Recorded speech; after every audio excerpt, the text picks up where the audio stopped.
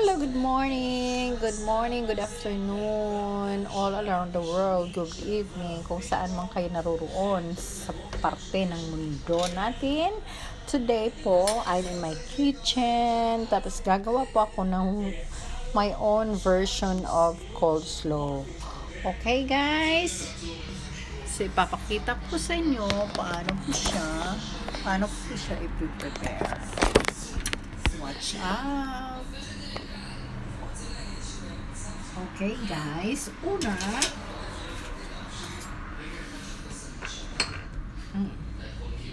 nating ingredients guys ay repolyo o cabbage. Pwede po siyang i-shred, pwede po siyang hiwain na maliliit. So, mas prefer ko po siya na hiwain na maliliit. Stick. Guys,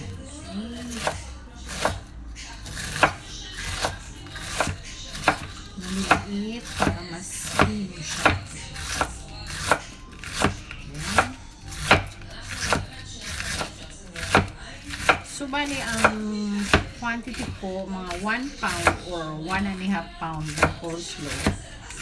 Kasi po, hindi po siya pag ilan lang naman po naman kayo ang kumain. Dapat yung mga ilang lang, para hindi siya, ilang servings lang para hindi siya masisira. Kasi meron po siyang milk. Okay? Tapos, ilalagay natin dito sa bowl shredded cabbage. Okay guys? Ngayon, isusunod ko na po ang ating second ingredients, which is carrots. Isang medium carrots lang po guys. Isi-shred po siya kasi ang carrots medyo mahirap po siya na hiwain ng maliliit. So much better na i-shred. Shredded carrots.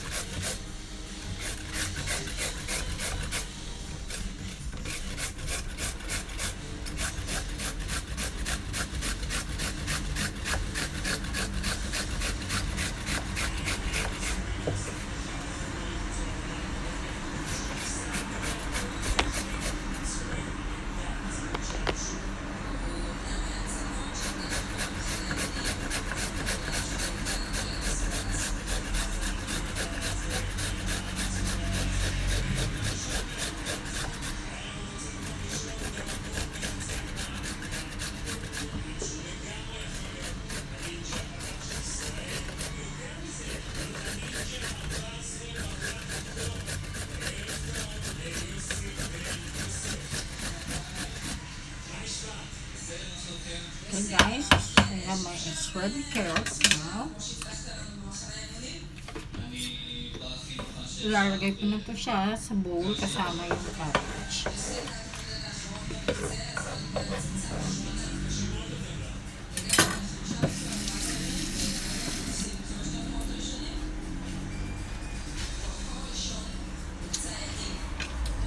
Ngayon, kailangan natin ng onion guys. 1 spoon. Tablespoon. Isi-shred ko rin po siya para mas pino siya.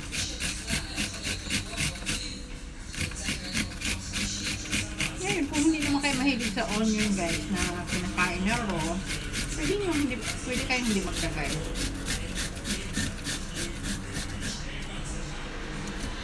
Yun, konti lang po siya guys. Para hindi siya masyadong malasa. Depende po sa inyong panglasa. So ngayon, ito na po yung gagawa na po tayo ng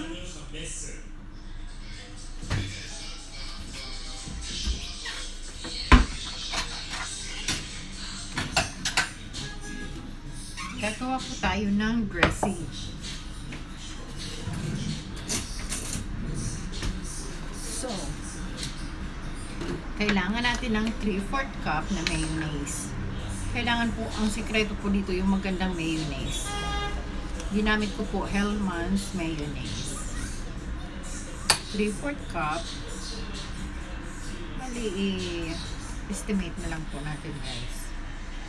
Okay, I think it's enough. And then, 1/2 cup of milk.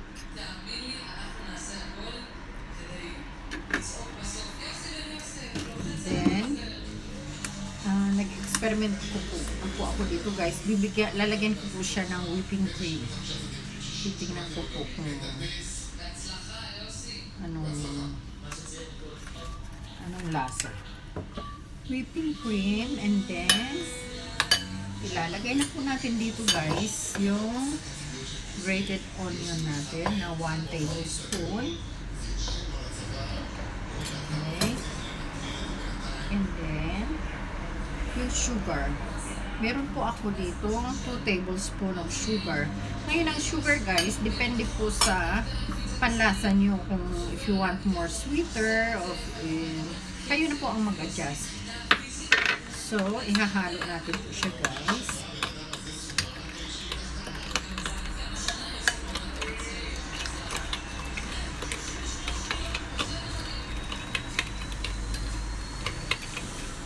Tapos titikman natin siya kung lasa niya ay okay na.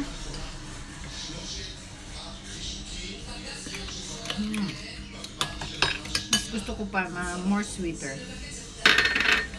Kasi sweet ako eh. Okay, ngayon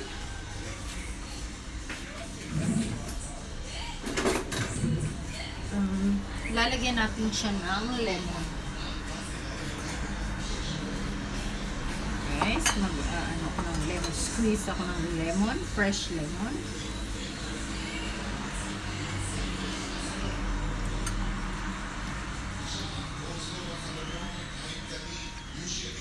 Mga 3 tablespoons of lemon guys. That depends on your preparation also, how you like. Mas gusto mo nung mas titimplahin nyo na lang po guys. Okay? It looks good. Then I need pepper. Paminta po. Paminta durog. Okay? And then konting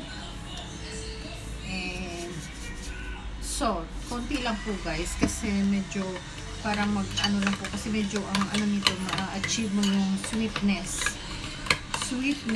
tapos sour and not salty. About the salt, yung salt kasi guys yun yung nag-i-enhance ng tamis. Kung nilagay mo siya, nagbabalance siya ng sweetness. Okay, so yan na siya guys.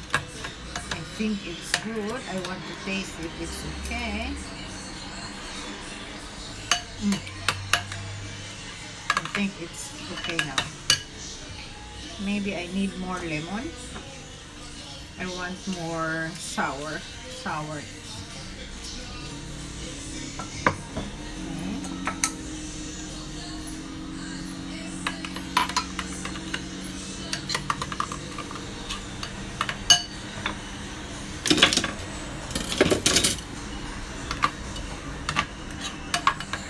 Titikman natin ulit kung achieve na natin ang gusto nating lasa.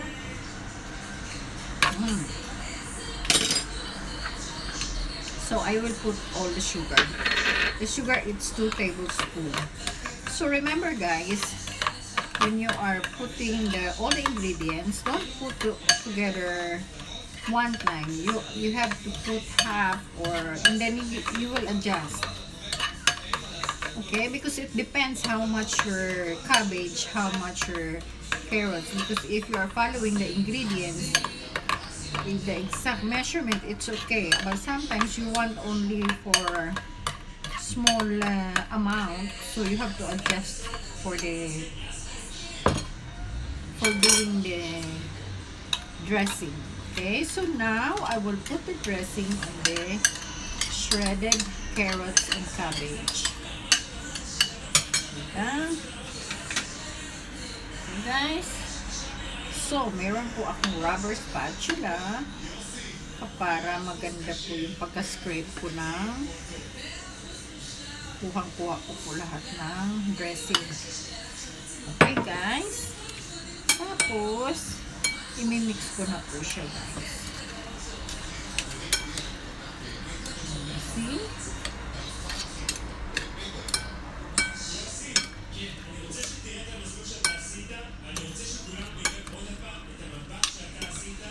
You know guys, this in Philippines, hindi po tayo mahilig masyado magkakain ng mga raw salads sa mga restaurant lang. Pero sa bahay, usually, hindi tayo kumakain. Pero ito yung mga healthy talaga ng mga side dish na pampagana. Kaya minsan, pag sa bahay, nakakasawa yung mga pagkain kasi wala tayong mga side dish na appetizer.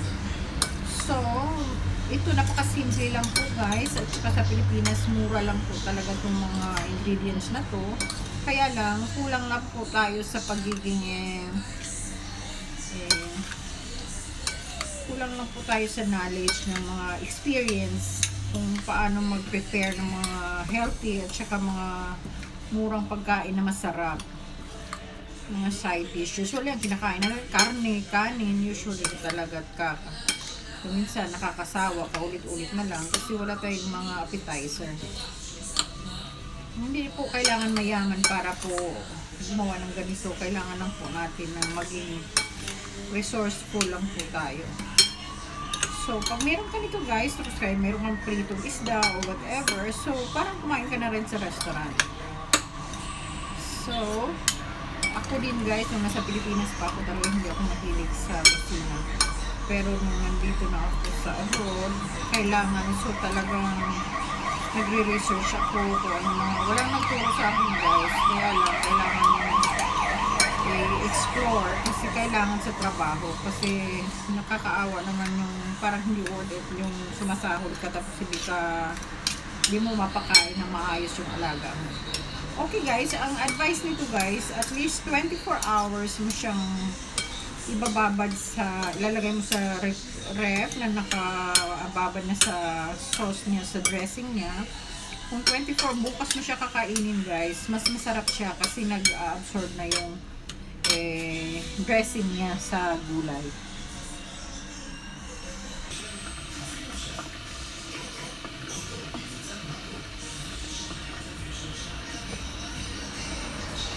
Okay guys, ang partner po ng coleslaw guys, ang aking meal for today para sa aking alaga is fish and chips with coleslaw ang side dish. So, gagawa po ako ng potato chips. Pakikita ko sa inyo guys kung paano ko siya gawin.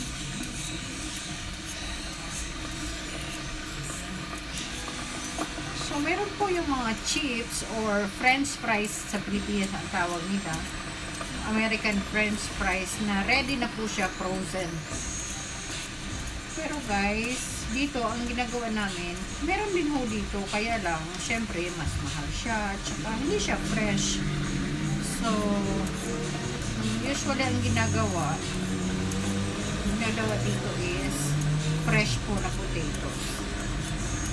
Meron po kaming chipser guys, yung lutuan talaga ng chips ng french fries, deep fryer. Okay? Pakita ko sa inyo paano maggawa ng chips na fresh potato. Okay? Gagawin ko po guys kasi spoiled sa akin yung alaga ko kasi hindi ako nagluluto ng for 1 week.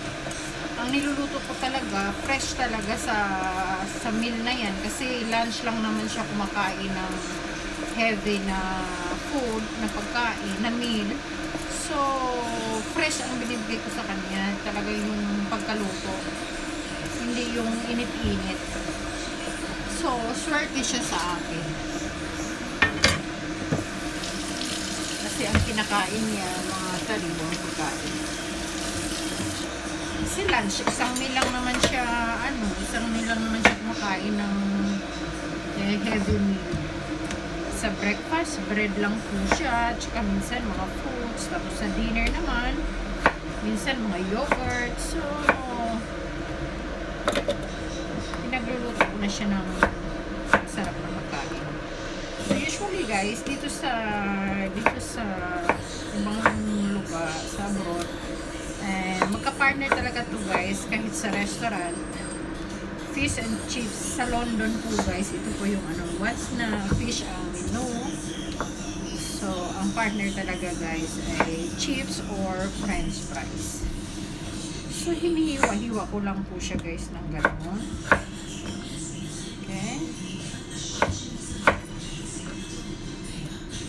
Hihiwain ko po siya ng ganyan.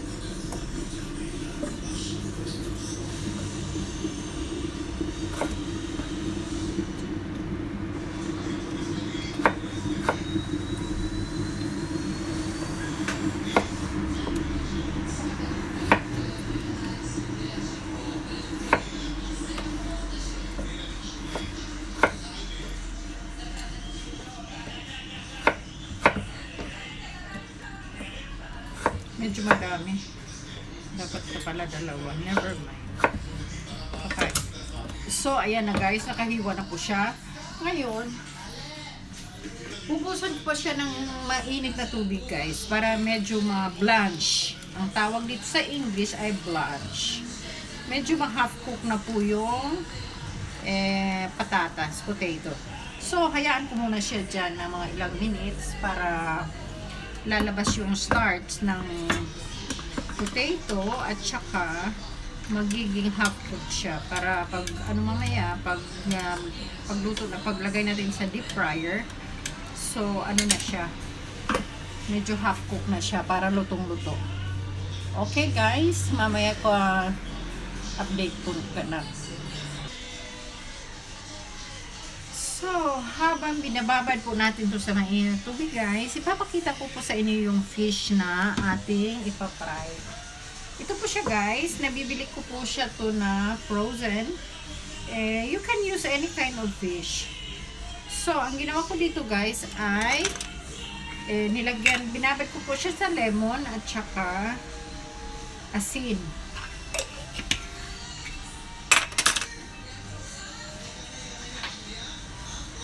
Lemon, asin, at saka paminta.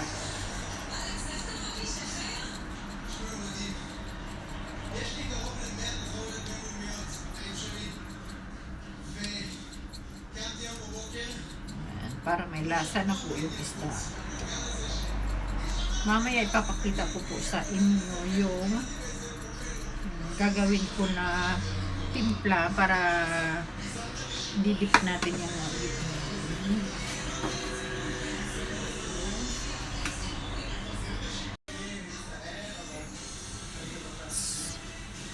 So, gagawa po ako guys ng breeding para sa fried fish ko. Ang gagamitin ko po, usually meron pong mga, lalo na sa Pilipinas, may mga chicken breeding tayo na mga ready-made. Bibilhin mo na lang, naka-sachet siya. Dito po guys, ay ako gagawa ng sarili kong breeding. Maglalagay ako ng 2 spoon of flour o 3 spoon kasi medyo marami po yan. Tapos, lalagyan ko siya ng cornstarch. 1 spoon na cornstarch. Yung cornstarch po guys, siya yung nagpapa-crispy ng ating fried chicken. Tapos, maglalagay po ako ng pepper powder.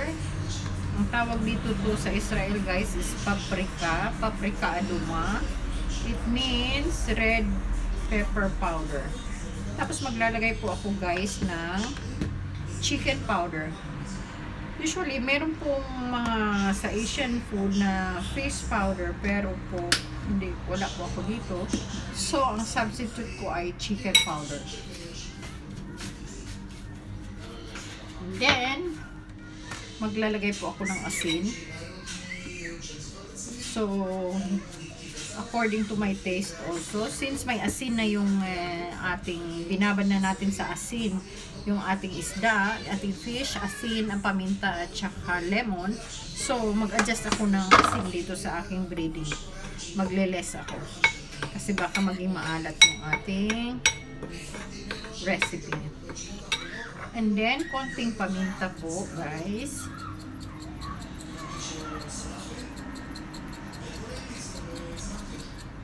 So, remember, ang nilagay ko dito ay 3 spoon na flour, 1 spoon na cornstarch, tapos 1 teaspoon ng chicken powder, and 1 teaspoon ng red pepper powder, and black pepper, and then salt. Ang salt po, according to your taste. Titikman ko po siya. May lasa na po siya, guys. So, this is enough. Mamaya ipapakita ko sa inyo to ang continuation. So, kailangan po natin ng itlog, guys. Kasi, ididip natin yung isda dito, yung fish. Tapos, tsaka dyan sa breeding. And then, bago natin i-prito. So, i-prepare ko na siya, guys. Magtimpla din po ako dito, guys. Para lahat may lasa. Maglagay ko ng paminta. Asin, hindi na siguro. Kasi maalat na yung ano. Tsaka po, guys, maglagay ako ng cayenne pepper. Ay, nako. Feeling chef. I don't know if kasya itong itlog natin sa ating fish. So, never mind. Let's continue later. So, guys, since ang ating, okay, it's already prepared, I will show you later the continuation. So, since ito, guys, kanina pa natin binabad, i-drain na natin yung tubig. I-drain ko na po yung tubig para ma-prepare na po. So, ayan na po. Drain na po siya, guys. Tatapon natin yung water.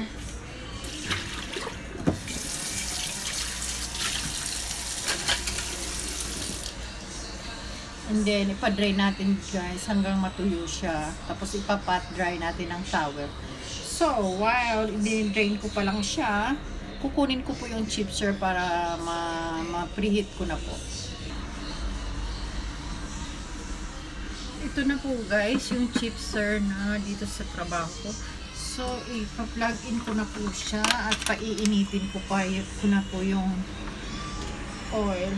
Kailangan po talaga mainit na mainit siya bago mo ilagay. Yung automatic po siya, guys. Meron po siyang ilaw kapag mainit na nag-automatic nag-stop yung yung light. That means mainit na po siya. And then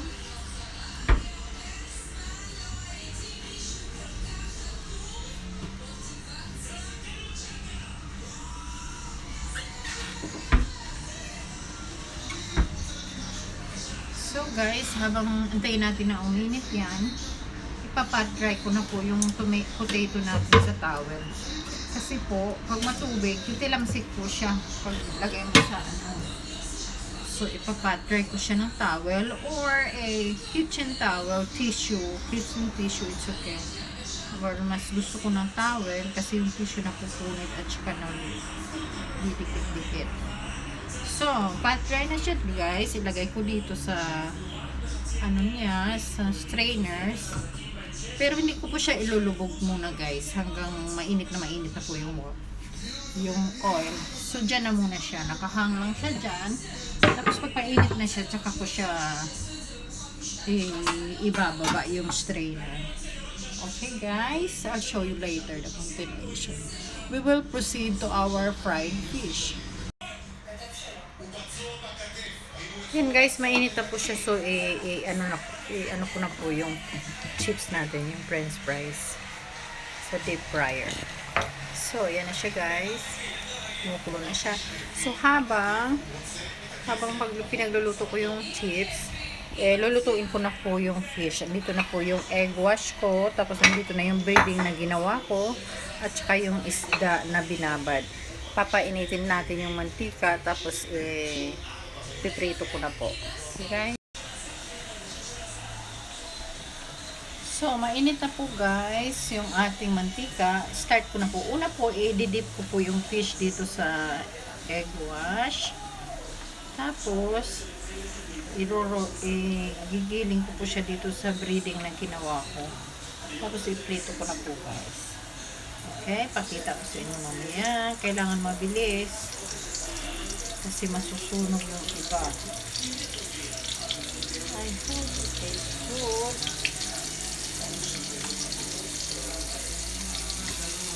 Right, kailangan mabilisan ito. Kasi yung iba masusunog, guys. Ang isda kasi madali lang po siyang maluluto. Hindi mo siya kailangan i-overcook.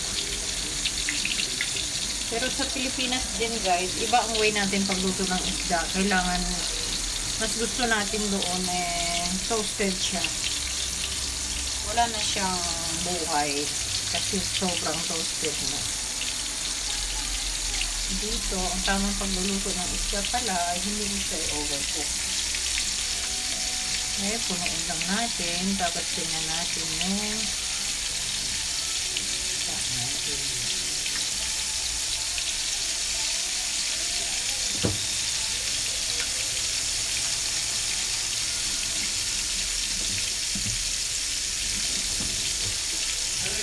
Ken! Batal, yung kasi. Batal.